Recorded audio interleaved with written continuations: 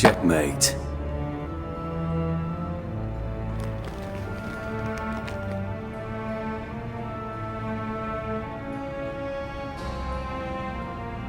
They say it's the game of kings.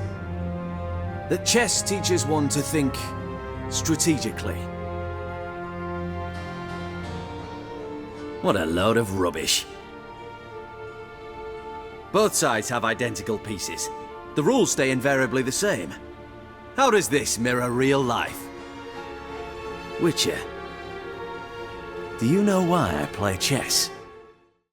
Welcome to another Witcher lore video. So today is my Witcher Places video, and I've decided to make it on a kingdom that you visit quite a lot in The Witcher 3, and is present pretty much throughout all the games. So anyway, I've decided to make today's video on Redania. So, in today's video, I'll begin as always with some basic information on this kingdom. To begin with, Redania is a wealthy northern kingdom. Not the wealthiest, but still, it is wealthy in its own right. The source of this wealth has been gained through not only trading, but also through agriculture. So you yourself may actually recall seeing large fields of wheat and other crops whilst on your adventures in The Witcher 3. This is because this is Redania's main export, but I'll get into that later in the video. Redania is also known for the various cities contained within its borders. For example, even though Novigrad is a free city and not ruled by Redania's government, it is still technically in Redania. And there is also another city which I'm sure a lot of you will know of, which is Oxenfurt. It's mainly known for its great university, which is the largest in all the Northern Realms, and even though Kovia's university passed it as the seat for higher education and learning, it still comes a close second. And its current ruler is Radovid V.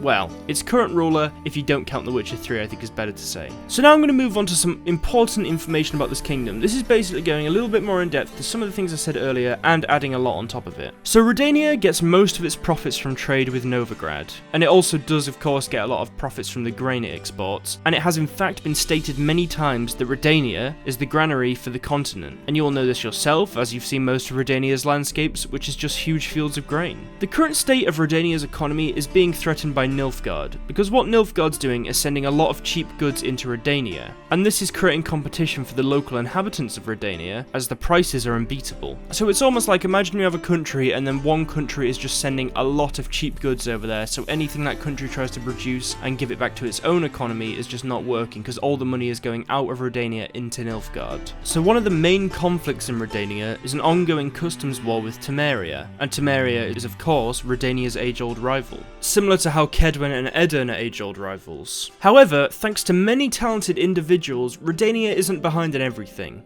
It actually is said to have the best intelligence network in the world, even that to rival Nilfgaard's. But Redania's government is heavily influenced by sorceresses. For example, I actually recall at one point Radovid saying to Philippa Eilhart that every time he issued an order in any way, they'd look at her for kind of confirmation, which made him feel paranoid and that everybody didn't respect him and they just respected her, which just shows the power the sorceresses had, at least at that point in the kingdom's history. An event you may remember from the books is the assassination of a Redanian king, King Vizimir II, and this was during the Second War of Nilfgaard. So due to the fact that Radovid V was too young to take charge, the reins of the country after his assassination were passed to Dijkstra and Philippa Eilhart, and yet again this shows the influence the sorceress had on the kingdom. The social structure in Redania is often described as the most extreme in the north, with the nobility of this kingdom possessing more privileges than in any nearby kingdom. So Redanian law does not care for those who have found wealth later in life. For example, if you were to have a pauper who was well born and a peasant who gained their riches later in life, by Redanian law they would be considered equal. Most of the well-borns who also possess great wealth most likely gain their wealth from pedigree horse husbandry or through the grain trade. And it is often said that Redanian steeds can outdo any other nations. With this in mind, the Redanian cavalry is said to be the best in the world, and generally it is filled with the country's nobility, and is considered the foundation of the Redanian armed forces. You may be wondering why there aren't many rebellions in Redania, because as you can see there are a lot of poor people, and people that are born poor, without any nobility, and they remain poor, must surely be treated terribly in Redania, and they actually are. And mainly the reason they don't do anything is because the king of Redania rules with an iron fist. fist, and it's taught from father to son on how to keep them in check. So that's all I'm going to say on the main sort of information of Redania, and now I'm going to actually move on to the coat of arms, and this extract describes it perfectly. The colours of the Kingdom of Redania are white and red, and the coat of arms from time immemorial has been the silver eagle on a red field. Of this eagle, the ancient emblem of King Abrad, the Old Oak, various motions and forms were. Notwithstanding presently the insigne is like King Radovid IV, had determined and approved in edict, gules, an eagle displayed argent crowned, beaked and membered, or grasping in the dexter claw and sceptre, or the eagle is charged on the breast with an S. Kuchten, sable across, or S. Kuchten is arms of Jamurlak, country located in the interfluve rivers of Bunai and Bra, ultimately vassalized by Crown of Redania during the reign of Radovid the Bald. So that's a little bit confusing to listen to. That's basically describing each iteration of the Redanian coat of arms, but if you just look at it, it's effectively a white eagle on a red plain. So now I'm going to move on to the notable Redanians. I'm going to cover the royal family members, the kings, and of course other members. So for kings, there is Radovid I, Dambor, Vestibor, Radovid II, Radovid III, Vrydank, Vizimir I, Radovid IV, Heribert, Vizimir II, and Radovid V.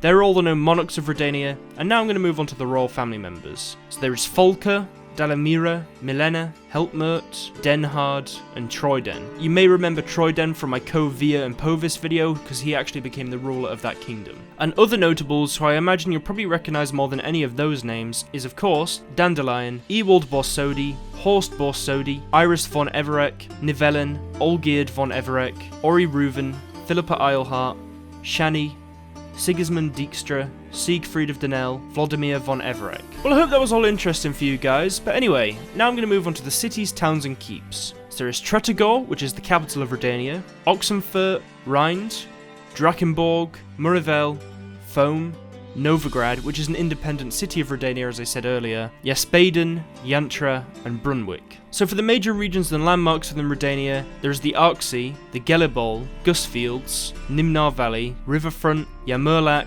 and Lutsenski Road. I've got two more things I want to read for you guys, and then I'm going to do some of my own thoughts at the end of today's video. So I'm going to read the two journal entries from The Witcher PC and The Witcher 2 Assassins of Kings. But first, The Witcher PC, Redania. Redania borders Temeria in the north. It is ruled by King Radovid V, also known as Radovid the Stern, son of the murdered King Vizimir. The monarch was 13 when his father was killed, so the royal council assumed power until the prince came of age. After his coronation, Radovid gained notoriety for dealing brutally with anyone who had previously mistreated him or his mother, Hedvig. The most important cities in Redania are the capital of Tretogor, the free city of Novigrad, which enjoys far-reaching autonomy, and Oxenfurt, with its famous university. One of the northern kingdoms, Redania is a wealthy realm, which profits from trade and agriculture. For ages it has fought a customs war with Temeria, which is its main competitor in the north. The country possesses the best intelligence service in the world. The government of Redania is heavily influenced by sorceresses. Now for The Witcher 2 Assassins of Kings. Redania. Situated between the Bra River in the north and the Pontar in the south,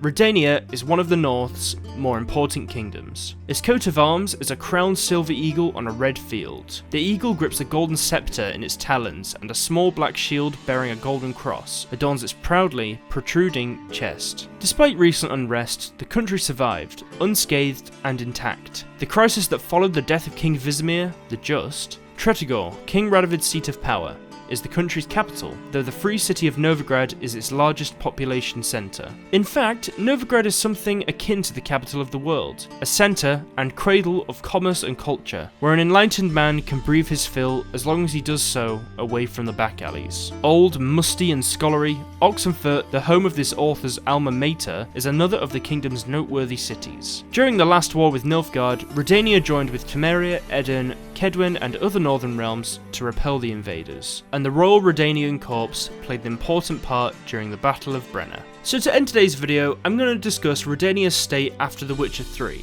As most of you watching will probably know, Redania's state after the games is completely up to the player. It can either be completely taken over by Nilfgaard, as you side with Roach, Temeria remains independent but everything else gets taken over, or united with the other northern kingdoms by Dijkstra and then it will defeat Nilfgaard, or it can be ruled by Radovid. It is actually never stated who the king would be after Radovid, if of course he remains alive, but if Ada is left alive in The Witcher 1, her and Radovid do get married, and I imagine that their child would probably rule. Anyway guys, that's the end of today's video. I hope you've enjoyed it. It's been a bit of a shorter one. As I said, these Places Kingdom videos are meant to just be the basic overview of the entire kingdom. I will go into individual places later on like Novigrad, Tretogor, Oxenfurt, but for now, I think this video will cover Redania if you knew nothing about it at all. As always, be sure to go and follow my Twitter. I do polls on there every other week. Elder Scrolls won last time, so that's pretty cool. I did an Elder Scrolls lore video and you guys seem to enjoy that. Maybe that'll become a regular series, but we'll see. Also, be sure to follow me on Twitch. I do plan to stream there someday, so if you follow me on there, you'll get the notification when I finally stream and we can all have some fun. I have streamed on there a lot in the past, it's just been a while. I streamed the entire Halo Reach campaign. I streamed a lot of Gwent against you guys. I streamed loads of games actually, so it'd be cool if you guys could go and follow me on there. Also, be sure to join the Discord. We have over 350 members now. People talk there every day about Witcher stuff, about anything really, so just be sure to join and check it out. And also, a big thank you to the Patreon pledges. You guys are awesome. Thank you so much for donating. I'm glad to put you at the end of every single video. You guys honestly just thank you so much. It's very kind that you donate. You make these videos possible. You just help me so much. You know, if I'm ever feeling a bit kind of like, oh, I've got to get up tomorrow and do another video, I think, you know what? I'm doing it for the people that donate and I'm doing it for the people that watch the videos. And genuinely, I only have that say if I'm incredibly tired or something. I do genuinely enjoy this, of course, but it's just great that you guys do it because it gives me that little bit extra if I'm just kind of procrastinating a lot. So thank you all so much. Anyway guys, I'll see you all later. This video is probably going to be the first video of the week,